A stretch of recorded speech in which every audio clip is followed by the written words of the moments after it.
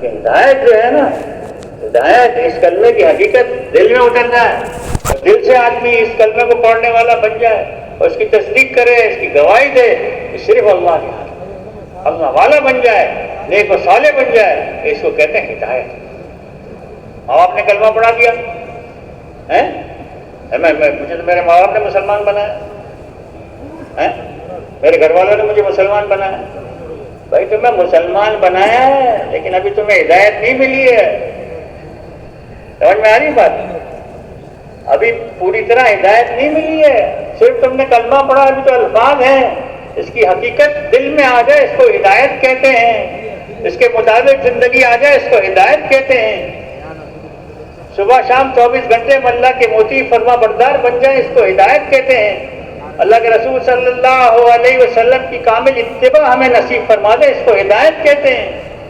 یہ ہدایت وانت تہدینی، اللہ تو نے مجھے ہدایت نہیں، میں تو گھر میں مسلمان گھر میں پیدا ہوا اس لیے مسلمان ہو گیا۔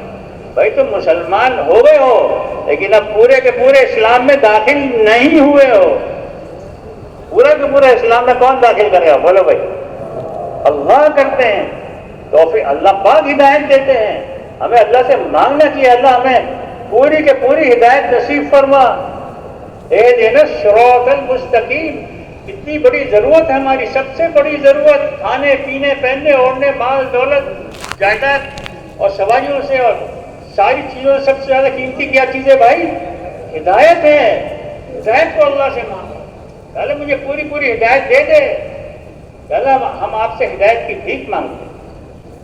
اگر بھیک مانگنی ہے تو ہدایت کی بھیک مانگو، اگر بھیک مانگنی ہے تو مغفرت کی بھیک مانگو، مال ملک کی بھیک نہیں مانگو، عہدوں ڈگریوں کی بھیک نہیں مانگو، اللہ سے مانگو، ہدایت کی بھیک مانگو، مغفرت کی بھیک مانگو۔ میرے محترم بھائی دوستو، اللہ کے لیے ہدایت دینے کو مشکل ہے؟ بولو بھائی، ہماری طلب میں کمی ہے، ہماری محنت میں کمی ہے، ہمارے مانگنے میں کمی ہے۔ کیا ہم ایسی محنت کر رہے ہیں جیسے صحابہ رضوان اللہ علیہم اجمعین نے کی؟ کیا ہمارا وہ جذبہ ہے جیسے صحابہ رضوان اللہ علیہم اجمعین کا تھا؟ کیا ہم ایسی قربانیاں دے رہے ہیں؟ کیا ہم ایسی مشقتوں کو برداشت کر رہے ہیں؟ کیا ہم ایسے مجاہدے کر رہے ہیں؟ پھر ہم کہتے ہیں یار یہ لوگ اسلام میں نہیں داخل ہوتے، ہم کیا کریں؟ روزانہ 3 لاکھ آدمی مر رہا ہے، دنیا سے جا رہا ہے، 75% تو سیدھے سیدھے جہنم میں جا رہے ہیں، باقی 25% کا کوئی پتہ نہیں ہے بھائی کون کلمے کے ساتھ مر رہا ہے کون نہیں مر رہا۔ بقول کسی کے مرنے والوں میں بہت کم تعداد ہوتی ہے جو کلمہ پڑھ کر مرتے ہیں۔ یا اللہ، مسلمانوں کی بات کر رہا ہوں میں آپ کو۔ کیا بنے گا بھائی؟ ایمان پر خاتمہ ہو جائے، خاتمہ بالخیر ہو جائے، اس کی ہمیں فکر کرنی چاہیے۔ ایمان کو بچانے کی ضرورت ہے، ایمان کو ساتھ لے جانے کی ضرورت ہے، ایمان کو مضبوط بنانے کی، ایمان کو پکا کرنے کی ضرورت ہے۔ ہدایت اس کو کہتے ہیں۔ زندگی بھی ہماری جو ہے صحیح گزر جائے، ایمان و احتساباً، اور ایمان اور معرفت روح سیاح کے ساتھ ہر عمل کو کرنے والے بن جائیں، صرف صورتاً نہیں۔ اعمال کا صورتاً کرنا کافی نہیں ہے۔ نماز پڑھ لی جیسی بھی پڑھ لی بھائی، قرآن پڑھ لیا جیسے بھی پڑھ لیا، ذکر کر لیا بغیر دھیان کے کر لیا، مثال کے طور پہ کبھی کسی نے اچھا سلوک کیا تو اس کے ساتھ اچھا سلوک کر لیا، تو کسی نے نہیں کیا تو اس کے ساتھ نہیں کیا اچھا سلوک، اپنی ترتیب سے اپنے حساب سے اپنی زندگی گزار رہے ہیں، کچھ پتہ ہی نہیں ہے۔ معرفت کے روح سیاح کے ساتھ میں اللہ مجھے دیکھ رہا ہے، اللہ میرے سامنے ہے، اللہ سنتا ہے، اللہ کے علم میں سب کچھ ہے، علیم بذات الصدور ہے، سارے دل کی باتوں کو اللہ پاک جانتا ہے، میرے دل میں کیا ہے، میرے دماغ میں کیا ہے، سب اللہ کے علم میں ہے۔ اللہ کو دکھانے کے لیے ہم ہر عمل ہمارا اچھا ہونا چاہیے، بہترین ہونا چاہیے، بہترین عمل ہونا چاہیے۔ اور وہ قرآن میں اللہ کا فرماتا ہے میں نے تمہیں دنیا میں اس لیے بھیجا، دیکھوں گا تم میں سے کون اچھے اعمال کر گیا، کون اچھے اعمال، کون بڑھیا اعمال، کون خوبصورت اعمال، کون خشوع و خضوع کے ساتھ نمازیں پڑھ گیا، اچھی طرح ذکر کر کے آتا ہے۔ بھائی دیکھو نماز کے بارے میں بھی کیا کہتے ہیں، وہ سب سے پہلے کس کا حساب ہوگا؟ جس کی نماز اچھی اور پوری نکل آئی، یہ 2 شرطیں ہیں، اچھی بھی ہو پوری بھی ہو، اس کے پھر باقی اعمال ہوگا۔ اس کو سیکھنے کی ضرورت ہے میرے محترم بھائی دوستو۔ ہمارا وضو بھی صحیح ہو، ہماری نماز بھی صحیح ہو، ہمارا ہر عمل صحیح ہو، تو پھر جا کے اللہ پاک اپنے وعدوں کو پورا کرے گا، اللہ پاک ہمیں انعامات دے گا، اور اللہ پاک ہماری ہدایت کے درجوں کو بڑھائے گا، اور کامل درجے کی ہدایت اللہ پاک ہمیں نصیب فرمائے گا۔ ہم کوشش کریں، پڑھیں، محنت کریں، اللہ کی طرف جو چل کے جاتا ہے اللہ پاک اس کی طرف دوڑ کے آتے ہیں، اپنی طلب کا اظہار کریں، یا اللہ میں ہدایت کے اللہ سے ہر دفعہ اتنی بھیک مانگے کہ اللہ پاک ہمیں ہدایت نصیب فرما دے، سارے انسانوں کو ہدایت نصیب فرما دے۔ یہ مجمع اور یہ ہمارا جمع ہونا، یہ فکر اور یہ کام، یہ ختم نبوت والا کام، اس کا مقصد یہ ہے کہ ساری انسانیت ہمارے سامنے ہو، اور ساری انسانیت کو اللہ پاک ہدایت دے دے، اور ساری انسانیت جہنم سے بچ کے جنت میں جانے والی بن جائے۔ میرے محترم بھائیو اور دوستو، اس کے لیے حضور پاک صلی اللہ علیہ وسلم نے اپنی ضروریات کو پیچھے کر دیا، ہاں ہر ضرورت کے لیے اپنا ایک اندازہ مقرر کیا، اور ضرورت سے زائد چیزوں کو الگ رکھ دیا، اور کم سے کم پر گزارا کیا ہے۔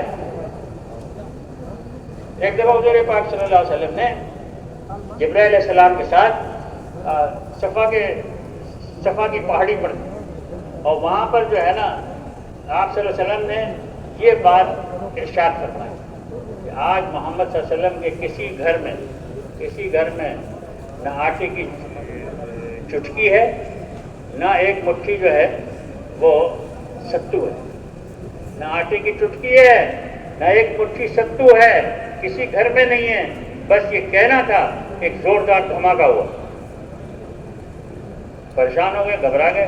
حضور پاک صلی اللہ علیہ وسلم نے فرمایا کہ کیا قیامت تو نہیں آ گئی؟ نبی اسلام نے عرض کیا کہ یا رسول اللہ وسلم قیامت تو نہیں آئی، لیکن آپ کی یہ بات اللہ پاک نے سن لی ہے، اور اسرافیل علیہ السلام کو نیچے بھیج دیا ہے۔ اسرافیل علیہ السلام حاضر ہوئے اور فرمانے لگے کہ اللہ پاک نے آپ کی بات سن لی ہے، اگر آپ چاہیں تو فلاں پہاڑ کو یاقوت، زمرد، سونے اور چاندی کا بنا دیا جائے، وہ پہاڑ آپ کے ساتھ ساتھ چلے۔ تو پھر حضور پاک نے کیا فرمایا؟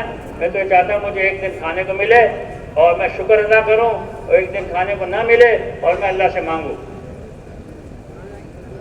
ایسی زندگی میں اختیاری قربانی، اشتراری نہیں، اختیاری مانگا اللہ کے رسول نے، مجھے نہیں چاہیے دنیا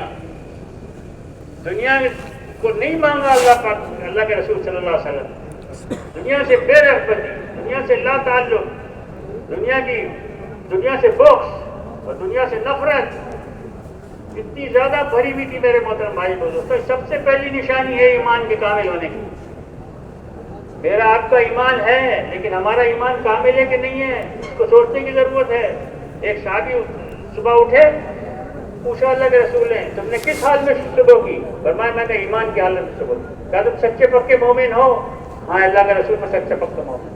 تمہارے پاس کیا گواہی ہے، کیا دلیل ہے کہ تم سچے پکے مومن ہو؟ دلیل پیش کرو۔ یا اللہ، ہم سے کوئی کہے تم پکے مسلمان ہو، کہ ہاں شک ہے کیا تجھے؟ شرم نہیں آتا؟ غصے ہو جائیں گے، تمہیں کیا کافر سمجھتا ہے؟ نہیں، دلیل پیش کرو کہ ہم پکے ایمان والے کے ہیں۔ ہاں انہوں نے دلیل پیش کی، میں نے اپنے نفس کو دنیا سے پھیر لیا ہے، اور دن بھر میں جو ہے بھوکا رہتا ہوں، یعنی روزے رکھتا ہوں، اور رات کو جاگتا ہوں، یعنی تہجد پڑھتا ہوں، نفلیں پڑھتا ہوں، اور وہ منظر گویا میرے نگاہوں کے سامنے ہے جب اللہ کا عرش قیامت کے میدان میں لایا جائے گا، اور جنت میں جنتیوں کا خوشی سے ایک دوسرے کے ساتھ ہنسنا، بولنا، ملنا، یہ میری نگاہوں کے سامنے ہے، اور جہنم میں جہنمیوں کی چیخ و پکار میری نگاہوں کے سامنے ہے۔ اللہ کے رسول صلی اللہ علیہ وسلم فرمایا تم سچ کہتے ہو، اس کے ایمان والے ہونے کی تصدیق کی اللہ کے رسول صلی اللہ علیہ وسلم، اور فرمایا تم اس کو جمے رہنا۔ میرے محترم بھائی ہم ایمان سے کتنے پکا ایمان، بھائی ایمان کون سا مطلوب ہے اللہ پاک کو؟ پکا مطلب کون سا؟ صحابہ رضوان اللہ علیہ مجمعین والا ایمان مطلوب ہے۔ کہ اللہ مانگے اللہ پاک سے، اللہ مجھے حضور پاک صلی اللہ علیہ وسلم والا، انبیاء علیہ السلام تو خیر بہت اونچی ہستیاں ہیں نا، صحابہ رضوان اللہ علیہ مجمعین جیسا یا اللہ پاک تو ہمیں ایمان نصیب فرما دے۔ بڑی بات ہے یہ، مانگو اللہ سے مانگنے میں کیوں ہم کمی کریں؟ پوری بات مانگے. ایمان مل گیا، صحابہ جیسا ایمان ہو گیا تو ان کے ساتھ ہمارا اشر ہوگا نہیں ہوگا؟ ہے کہ نہیں؟ انبیاء علیہ السلام کے ساتھ اشر ہوگا. صحابہ والے ایمان، اللہ پاک یہ چاہتے ہیں کہ ہمارا ایمان ایسا پکا ہو، ایسا کامل ہو، ایسا مضبوط ہو کہ ہم ہر چیز کو اللہ سے منسوخ کریں، ہر حال میں کسی سے متاثر نہ ہو. تو پھر کیا فرمایا؟ اور دوسری بات، ایمان، صحابہ والے ایمان میں کیا خوبیاں تھیں؟ 3 بڑی بڑی خوبیاں تھیں. سب سے پہلی خوبی یہ تھی کہ دنیا سے بے رغبتی. یہ ایمان کے کامل ہونے کی پہلی نشانی ہے، پہلی علامت ہے، پہلی شرط ہے. کیا شرط ہے؟ وہ کون سی شرطیں ہیں، وہ کون سی علامتیں ہیں جس سے پتہ چلتا ہے کہ ایمان سینے میں داخل ہو گیا، اسلام سینے میں داخل ہو گیا، ہدایت کا نور سینے میں داخل ہو گیا؟ اس کی علامتیں کیا ہیں؟ سب سے پہلی علامت ہے دنیا سے بے رغبتی. دنیا کچھ نہیں ہے، دنیا کی کوئی حیثیت نہیں ہے، دنیا کی کوئی حقیقت نہیں ہے. اللہ کے نزدیک دنیا کی قیمت ایک مچھر کے پر کے برابر بھی نہیں ہے. خواہ اس کے پیچھے بھاگا جا رہا ہوں، خواہ اپنے آپ کو اس کے پیچھے لگا رہا ہوں. میرے محترم بھائی دوستو، دنیا کے اللہ کے نزدیک کوئی حیثیت نہیں. دنیا سے بے رغبتی. حضرت ابوبکر صدیق رضی اللہ تعالیٰ عنہ، ان کو پیاس لگی، انہوں نے پانی مانگا، ان کو ایک شربت شہد گھول کر پانی دیا گیا. جیسے ہی منہ پہ انہوں نے لگایا، دیکھا میٹھا ہے تو رونا شروع کر دیا. میٹھا پانی پینے پر رونا شروع کر دیا. ہم تو کہتے ہیں آج گرمی بہت ہے، کچھ میٹھا پانی پلاؤ یار، لسی وسی لے کے آؤ بھائی.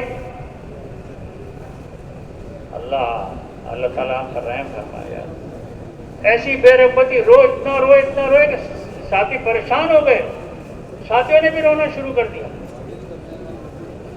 پھر جب بڑی مشکل سے اپنے آپ کو قابو کیا اور پھر فرمایا کہ میں اور حضور پاک صلی اللہ علیہ وسلم دونوں اکیلے تھے، ہم دونوں ساتھ تھے، اور میں نے دیکھا حضور پاک صلی اللہ علیہ وسلم نے اپنے ہاتھ سے کسی چیز کو دور کیا 3 دفعہ، 1 دفعہ، 2 دفعہ، 3 دفعہ.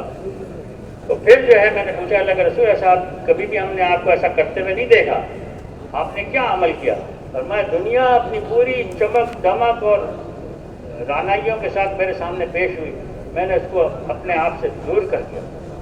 دنیا نے اپنے آپ کو پیش کیا، دنیا نے اپنی چیزوں کو اپنے آپ کو پیش کیا، لذتوں کو پیش کیا، راحتوں کو پیش کیا. اللہ کے رسول صلی اللہ علیہ وسلم نے اس کو ٹکرا دیا، چلی جا دنیا سے. میرے محترم بھائی بزرگوں، فرمانے لگے کہ اگر میں بھی جو ہے اپنی خواہشات کو پورا کرنے میں لگ گیا تو پھر حضور پاک صلی اللہ علیہ وسلم کے ساتھ کیسے جا کر ملوں گا آخرت میں؟ کیسے ملوں گا ان سے؟ ہے یہ دنیا سے بے رغبتی، کسی دنیا کی چیزوں پر آنے پر. یہ میں نے نئی گاڑی خریدی ہے، دیکھیں آپ، میں نے نیا مکان بنایا ماشاء اللہ، بہت اچھی گاڑی خریدی، بہت اچھا مکان. یہ لباس تو آپ نے بہت اچھا پہنا ماشاء اللہ. ہاں یہ میں نے آج ہی پہنا نیا لباس. ہم اسی کے چکر میں پڑے ہیں بھائی. یہ اچھا کھانا کھا رہا ہے، یہ اچھے کپڑے پہن رہا ہے، یہ اچھے مکان میں رہ رہا ہے، یہ اچھی سواری میں گھوم رہا ہے. یار یہ بڑا آدمی ہو گیا، یہ بڑا آدمی ہو گیا بڑا آدمی ہے. بڑا وہ جو سب سے زیادہ متقی پرہیزگار ہے، وہ سب سے بڑا ہے. جو سب سے زیادہ دنیا سے بے رغبت ہے، وہ سب سے بڑا ہے. میرے محترم بھائی دوستو، اللہ کرے دنیا کی بے رغبتی کو اللہ سے مانگو. اللہ جیسے صحابہ رضوان علیہ مجمعین کے اندر دنیا کی بے رغبتی پھوٹ کر بھری بھی تھی، ایسے ہمارے اندر بھی اس کو بھر دے. آمین تو بولو. ہاں، اور اس میں کوئی ڈرنے کی بات نہیں ہے، گھبرانے کی بات نہیں ہے. دنیا میں اللہ پاک ایسا مزہ کرائیں گے، وہ مزہ کچھ اور ہوگا جس کا ہمیں پتہ ہی نہیں کیا مزہ ہے. دنیا کے مزوں کو تو ہمیں پتہ ہی نہیں ہے بھائی، اس لیے کہ ابھی پوری طرح ہم ایمان اعمال والے بنے نہیں ہیں، اس لیے ہمیں حیات الطیبہ کا کچھ پتہ ہی نہیں. حیات الطیبہ کیا چیز ہے؟ تو میرے محترم بھائی بزرگ، تو فرمایا کہ جو ہے وہ ہم دنیا سے بے رغبتی کو اللہ سے مانگیں. دوسری بات، آخرت کی فکر کو مانگیں. ہر وقت آخرت کی فکر میں ڈوبے ہوئے ہیں، میرا مرنے کے بعد کیا ہوگا، پریشان ہیں. اپنے نفاق کا ڈر ہے. صحابہ رضوان علیہ مجمعین ہم منافق تو نہیں ہو گئے. کبھی یہاں کبھی رو رہے ہوتے ہیں حضور پاک صلی اللہ علیہ وسلم کی مجلس میں، اور گھر جا کے ہنستے بولتے ہیں، تو کہیں ہم منافق تو نہیں ہو گئے. اتنا اپنے آپ سے ڈرتے تھے، اتنے خوفزدہ تھے کہ ایمان میں کوئی فرق تو نہیں آ گیا، ایمان ہمارا گر تو نہیں گیا، ایمان ہمارا کمزور تو نہیں ہو گیا. تو ہر وقت آخرت ہمارے سامنے ہو. میں قبر کی طرف جا رہا ہوں, میں ابھی مر سکتا ہوں, میں آج کی رات میری قبر میں گزر سکتی ہے. ہو سکتا نہیں ہو سکتا؟ بولو بھائی. کوئی بات نہیں, گزر جائے, لیکن کلمے کا موت آ جائے بس میں پاک کامیاب ہو گیا, بیڑا پار ہو گیا میرا. تو میرے محترم بھائی دوستو, ہر وقت موت ہمارے سامنے ہو. فرمایا جب ایک دفعہ حضور پاک صلی اللہ علیہ وسلم نے ارشاد فرمایا کہ کوئی رات تم پر ایسی نہ گزرے اس میں موت تمہارے سامنے نہ ہو. تو بھائی اس کو کون یاد کرتا ہے یار؟ یہ کب یاد آئے گی موت ہمیں؟ سوتے ہوئے بھی یاد نہیں. پڑھتے ہیں علامہ بسم کا امو تو یہ پڑھ رہے ہیں لیکن موت نہیں یاد آتی. اور وہ کیا بھائی جو ہے وہ موت کو سامنے رکھ کے کوئی رات ہم پر ایسی نہ گزرے. یہ فرمایا یہ حیا ہے, حیا. پوچھا اللہ کے رسول صاحب تم اللہ سے حیا کرو؟ اللہ کے رسول ہم حیا تو کرتے ہیں, معمولی دیتے کہ یعنی حیا کا حق ادا کرو. پوچھا حیا کا حق کیا ہے؟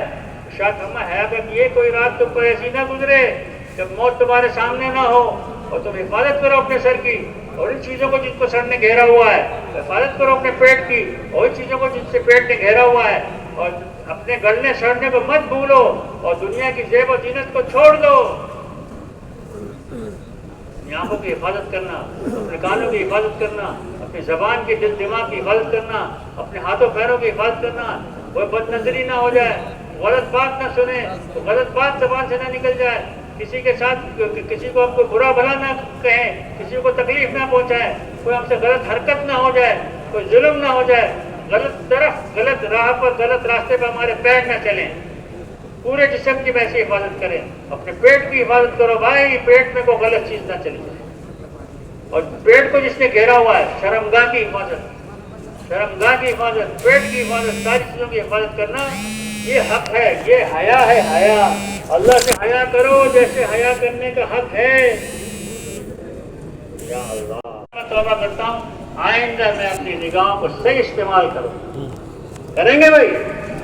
آئندہ میں اپنے کانوں کو صحیح استعمال کروں گا, کوئی غلط چیز نہیں سنوں گا. یا اللہ میں توبہ کرتا ہوں, یا اللہ میں توبہ کرتا ہوں, میں اپنی زبان کو صحیح استعمال کروں گا, کسی کو کچھ نہیں کہوں گا, کوئی غلط بات زبان سے نہیں نکالوں گا, ہمیشہ اچھی بات نکالوں گا یا چپ رہوں گا.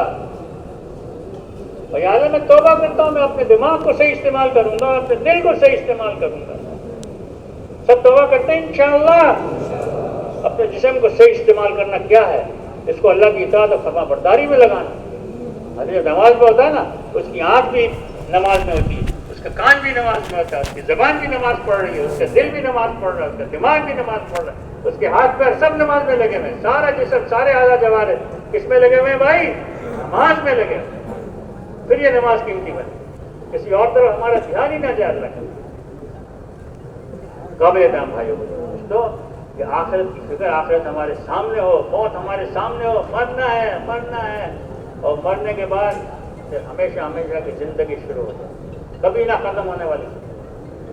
اس میں فیصلے ہوں گے قبر کے عذاب سے. اللہ پاک ہماری حفاظت کرے. قبر کے عذاب, قبر کا عذاب ہے, آخرت کی گھاٹیاں ہیں, قیامت کی ہولناکیاں ہیں, 50,000 سال کا دن ہے, اور اس کے بعد حساب کتاب ہے. اعمال نامہ کا دائیں ہاتھ میں ملنا ہے یا بائیں ہاتھ میں ملنا ہے, تو پل صراط پر سے گزرنا ہے. عبداللہ بن رواحہ رضی اللہ عنہ رو رہے ہیں, کسی بیوی دیکھ کے رونے لگے.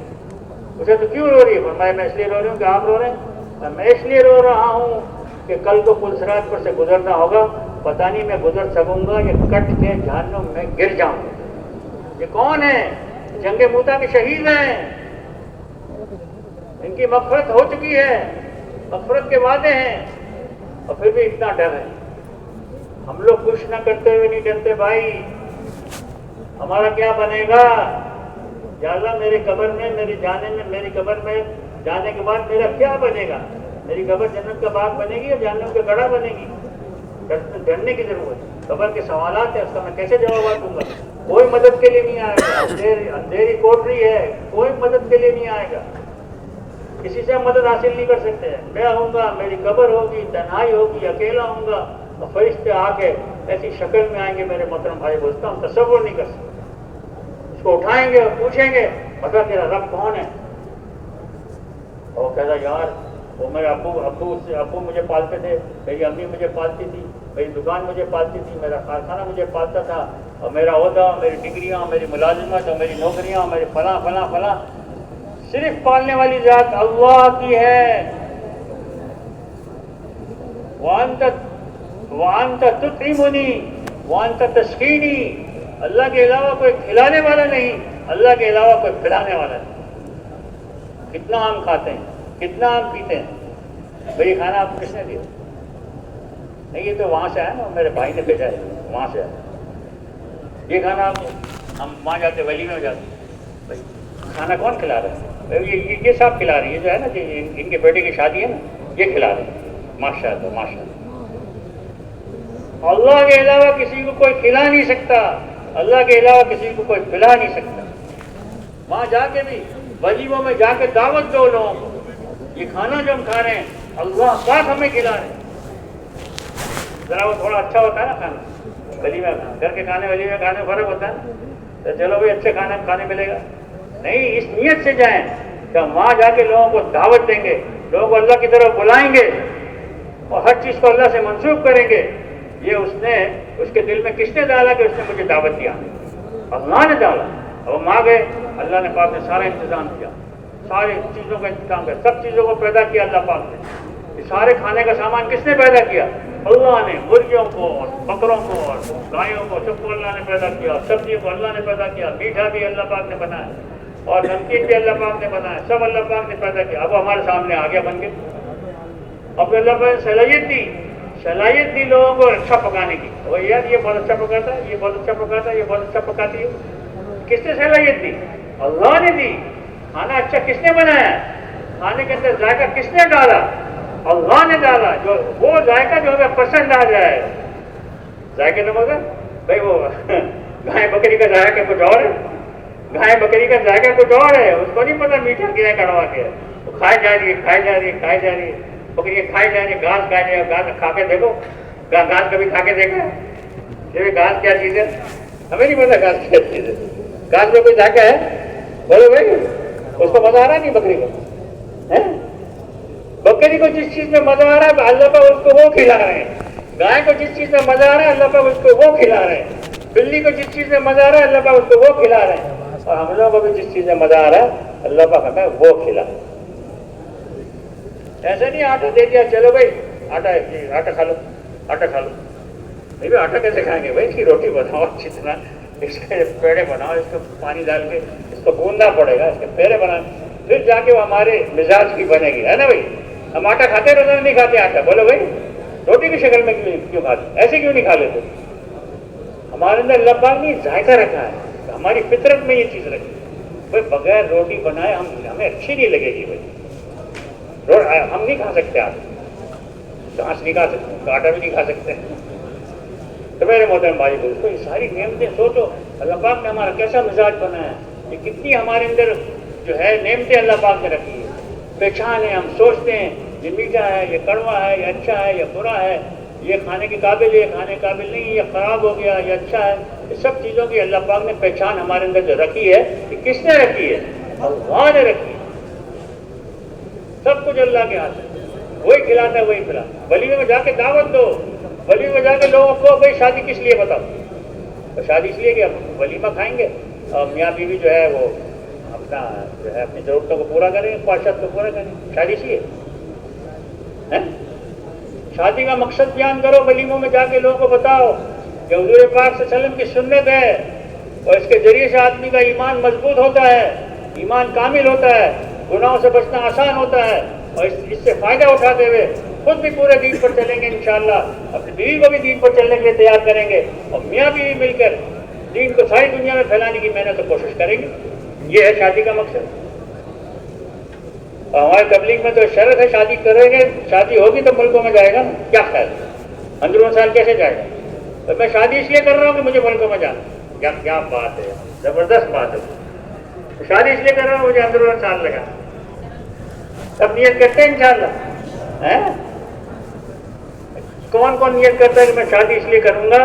میں جس کی شادی ہو گئی ہے ان کو نہیں کہہ رہا، ہاں جن کی شادی ہو گئی نا وہ ہاتھ نہ اٹھا، وہ تو نہ ہو گیا کہ ہونا تھا، شادی نہیں ہوئی ہے نا وہ نیت کریں انشاءاللہ ملکوں میں جانے کی، ہم ملکوں میں جانے کی نیت سے ہم شادی کریں گے، ساری دنیا میں پھرنے کی نیت سے شادی کریں گے، ساری دنیا میں دین کے پیغام کو لے کر جانے کی نیت سے ہم جائیں، یہ ہے شادی بھائی۔ لوگوں بتاؤ شادی کا مقصد کیا ہے؟ تو میرے محترم بھائی دوستو، آپ ولیمے میں جاؤ، دعوت میں جاؤ، میں اس لیے جا رہا ہوں کہ وہاں جا کے لوگوں کو میں دعوت دوں گا، لوگوں کو میں سمجھوں گا بھی اور سمجھاؤں گا کہ بے شک اللہ کی طرف سے ہے بابا، اللہ کھلاتا ہے، اللہ پلاتا ہے۔ اور اس کے بعد پھر کیا فرمایا؟ 4 چیزیں ہو گئی، 2 چیزیں اور ہیں، وان تک تم ہی تو نہیں، وان تک تو ہی، یا اللہ تو ہی مجھے موت دے گا۔ موت دینے والا کون ہے بھائی؟ اللہ کی ذات ہے۔ کوئی آگے کھڑا ہو جائے سامنے، بہت بڑی عہدے والا اور بہت بڑے سمجھو کہ آپ ساری دنیا کا بادشاہ بھی ہے، اگر وہ اور ساری فوجیں اس کے ہاتھ میں، سارے ہتھیار اس کے ہاتھ میں، کہتے ہیں میں ابھی تمہیں مارتا ہوں، بالکل گھبرانے کی ضرورت نہیں ہے کہ اللہ کے علاوہ مجھے کوئی نہیں مار سکتا ہے۔ کتنی بڑی نعمت ہے، کتنا بڑا ایک انعام ہے کہ اللہ کے علاوہ کسی کو کوئی نہیں مار سکتا۔ اور دوبارہ کون زندہ کرے گا بھائی؟ اللہ ہی دوبارہ زندہ کریں گے۔ یہ 6 کلمات ہیں، اس کو جو پڑھے گا اس کے بعد جو دعا مانگے گا اللہ اس کی دعا کو قبول فرمائے گا۔ تو لوگ خوب اللہ کی طرف ہر صبح شام دن رات اللہ سے ہونے کو بولو، اور حضور پاک صلی اللہ علیہ وسلم تعریف پہ تعریف، کھانا کھانے کے بعد کیا دعا پڑھے؟ الحمدللہ الذی اطعمنی ھذا الطعام ورزقنی من غیر حول منی ولا قوة، میں نے اپنی طاقت سے نہیں کھایا، اللہ نے مجھے کھلایا۔ کس نے کھلایا بھائی؟ اللہ نے۔ جب یہ پڑھتا ہے نا اس کے پیچھے سارے گناہ معاف۔ پھر یہ پڑھے کپڑے پہنتے ہوئے، صبح کپڑے پہن رہا ہے، استنجے سے فارغ ہو رہا ہے، کہتا ہے غفرانک الحمدللہ الذی اذھب عنی العذاب وعافانی، او اللہ مجھے میری مغفرت فرما دے، تو نہیں مجھے اس تکلیف دینے والی چیز سے نجات دے۔ اگر یہ رک جاتی یا پھنس جاتی تو میں کہاں جاتا، کتنا پریشان ہو جاتا۔ کس نے نجات دی بھائی؟ اللہ نے۔ پھر جب کپڑے پہنتا ہے آدمی کہتا ہے الحمدللہ الذی کسانی ھذا ورزقنی من غیر حول منی ولا قوة، یا اللہ جو کپڑے میں نے پہنے تمام تعریفیں تیری ہے، تمام تعریفیں اللہ کے لیے، جس نے مجھے کپڑے پہنائے، میرا اپنا اس میں کوئی کمال نہیں، میں نے اپنی طاقت سے کوئی کپڑے نہیں پہنے۔ ہم سمجھتے میں نے کپڑے پہنے، ہم سمجھتے میں کماتا ہوں، میں کرتا ہوں، سب طرف سے ہماری نگاہ ہٹ جائے اللہ پاک کے ساتھ ہے۔ میرے محترم بھائی دوستو، جب آدمی اللہ کو پہچانے گا، اللہ کو جانے گا اور اللہ کی محبت اپنے دل میں لانے کی کوشش کرے گا، میرا اللہ، میرا کریم اللہ، میرا پیارا اللہ، میرا محبوب اللہ، میرا مہربان اللہ، میرا رحیم اللہ، میرا کریم اللہ، یا اللہ تمہیں اتنا خیال کرتا ہے۔ سب سے زیادہ خیال کرنے والا کون؟ اللہ۔ یا اللہ تو میرا اتنا خیال کرتا ہے، تو مجھے جگاتا بھی ہے، کھلاتا بھی ہے، پلاتا بھی ہے، پہناتا بھی ہے، ساری چیزیں تو مجھے دیتا ہے، چلاتا بھی ہے، دکھاتا بھی ہے، سناتا بھی ہے، تو میں کیوں نہ تیری عبادت کروں، میں کیوں نہ تجھے راضی کروں۔ پھر اللہ کے علاوہ سب سے زیادہ مستحق ہے نا اللہ کی ذات راضی کرنے کے لیے، سب سے زیادہ راضی کس کو کرنا چاہیے؟ اللہ کو کرنا چاہیے۔ سب سے بڑا حق کس کا ہے؟ دنیا دارالحقوق ہے اور آخرت دارالحجور ہے۔ دنیا حقوق کے ادا کرنے کی جگہ ہے اور آخرت بدلے کی جگہ ہے۔ اللہ کا حق ادا کرو۔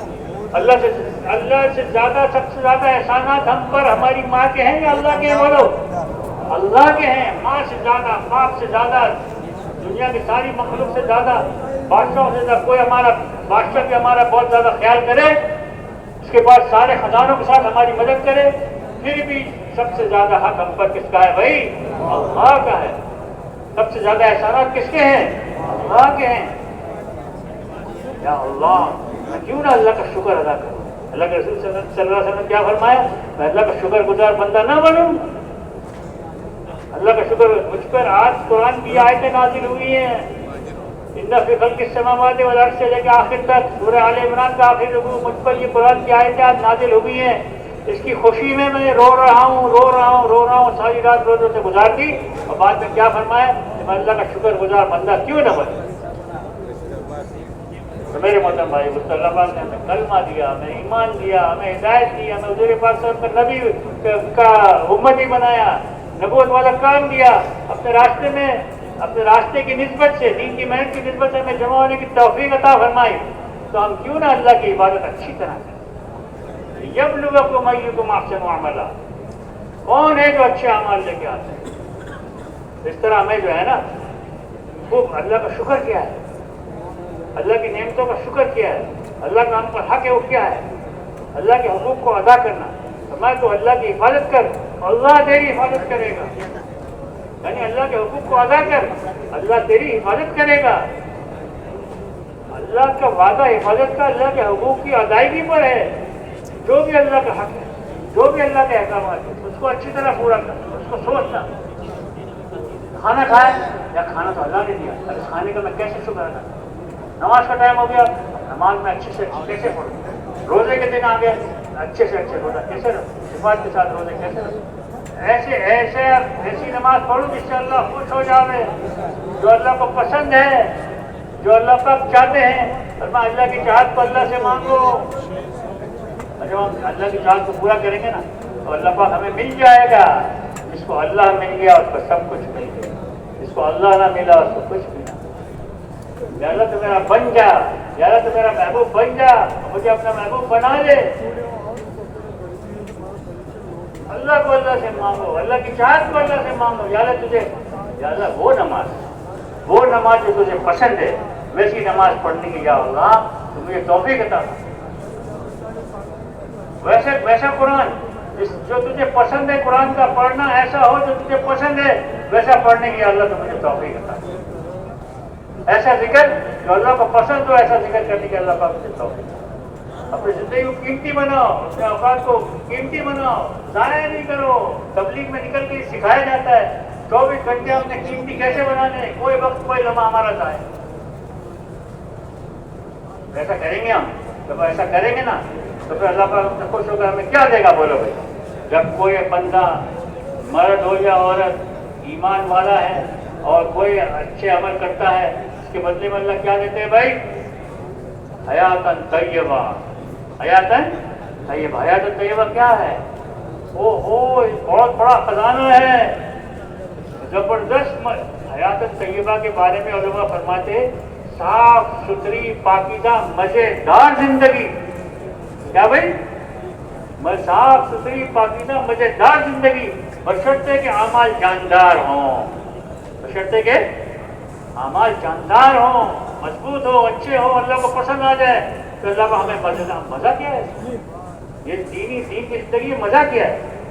فرمایا کہ جو لذت اور جو مزہ اور جو دولت رات کو جاگنے والوں کو اللہ پاک اللہ والوں کو نصیب فرماتے ہیں، اللہ والوں کو جو نصیب فرماتے ہیں، اگر اس کا علم یہ بادشاہوں کو اور حکمرانوں کو ہو جائے تو فوج کشی کر کے ان کی اس نعمت کو چھیننے کی کوشش کریں، فوج کشی کر کے اس بزرگ سے، اس اللہ والے سے اس دولت کو، اس لذت کو چھیننے کی کوشش کریں۔ ہم تصور نہیں کر سکتے وہ لذت اللہ پاک ہمیں نصیب کرتا ہے۔ مزیدار یہ ہے مزہ، جو مزہ رات کو کھیل تماشے میں آتا ہے، سیر تفریح میں آتا ہے، اس سے کئی گنا زیادہ اللہ پاک ہمیں لذت دیں گے اللہ کی عبادت میں، اللہ کے مانگنے میں، اللہ سے مانگنے میں، اللہ کے سامنے رونے میں، اللہ کے سامنے کھڑے ہونے میں، اللہ کے سامنے سجدے میں، اللہ کے سامنے رکوع میں، اللہ کے سامنے دعا کرنے میں۔ اللہ پاک ہمیں وہ لذت نصیب، مزہ آئے گا۔ آدمی کھویا ہوا ہے، دنیا کی کسی چیز میں اتنی لذت نہیں ہے جتنی لذت جو ہے اللہ کی اطاعت و فرما برداری میں ہے۔ پھر ہمارا اللہ پاک جو ہے اس کو حیات طیبہ جب مل جائے گی اس کو، تو اللہ پاک اس کو حلال روزی دیں گے۔ حلال روزی کیا مطلب؟ ہر قسم کے حرام کھانے سے، پینے سے، پہننے سے، اوڑھنے سے، دیکھنے سے، بولنے سے، سننے سے، سوچنے سے اور پکڑنے سے اور چلنے سے اللہ پاک اس کی حفاظت۔ کوئی حرکت اس کی اللہ کے حکم کے خلاف نہیں ہوگی۔ کوئی جسم کا آدھا جوارے اللہ کی نافرمانی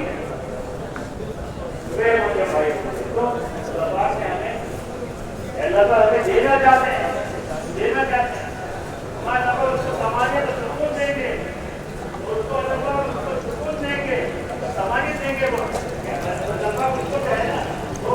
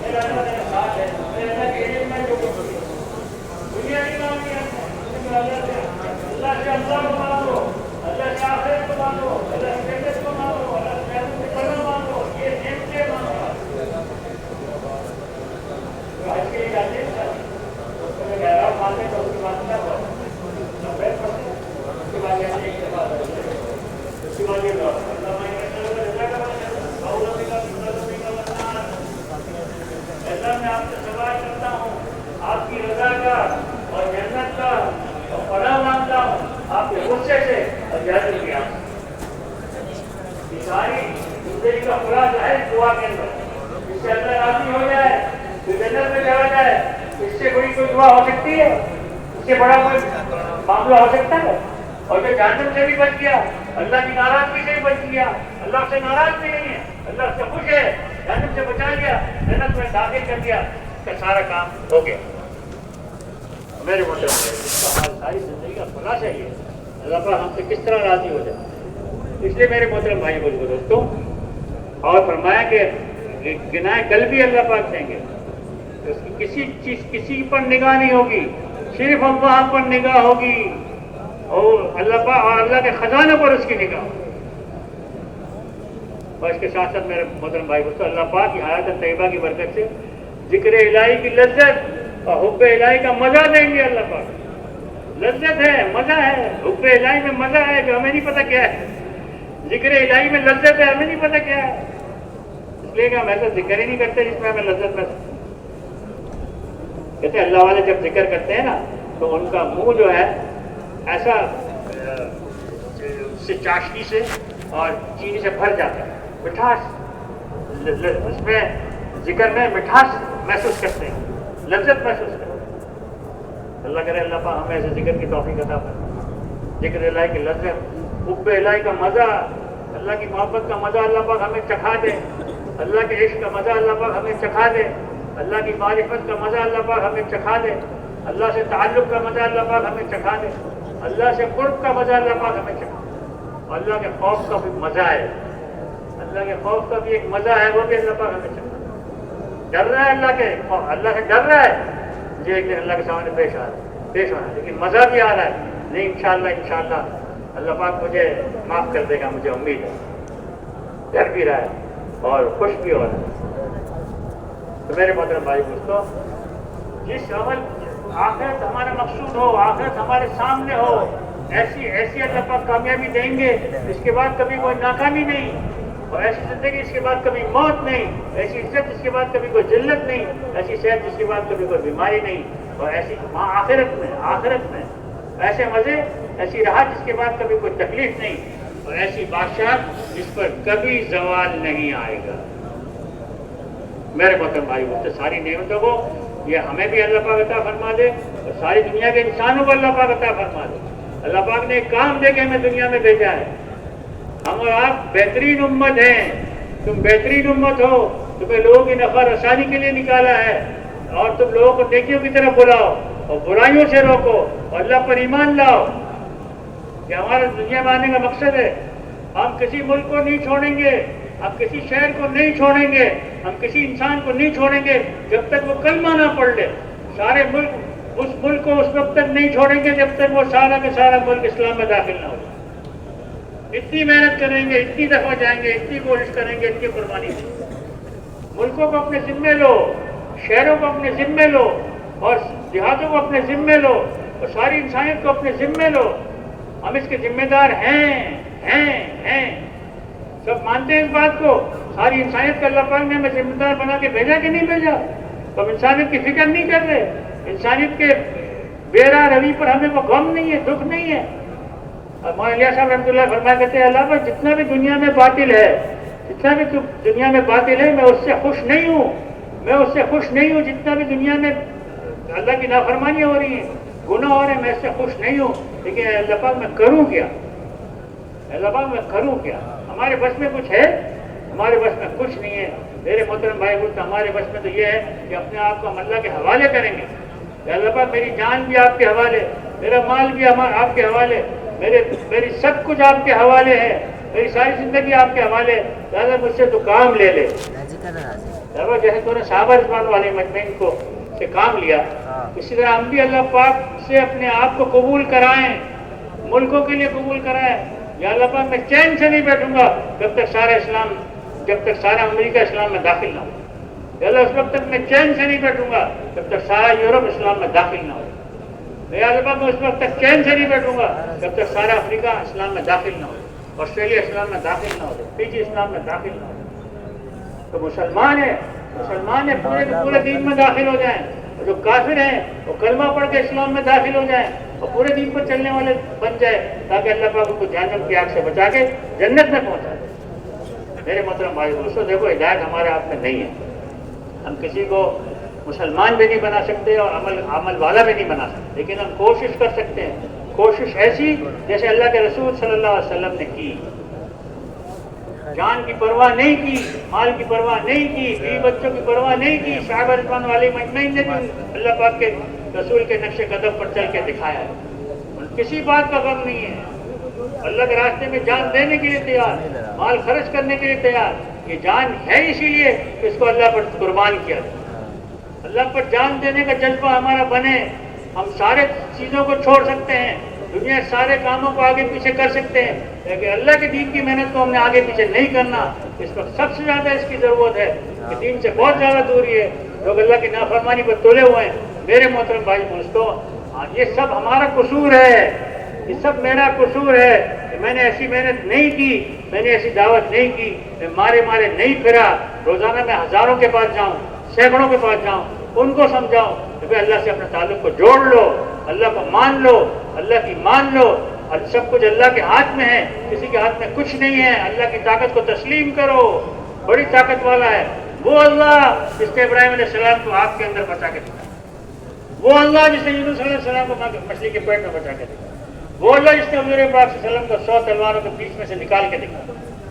حفاظت اس کے ہاتھ میں ہے اور زندگی اس کے ہاتھ میں ہے، دنیا آخرت کی کامیابی اس کے ہاتھ میں ہے.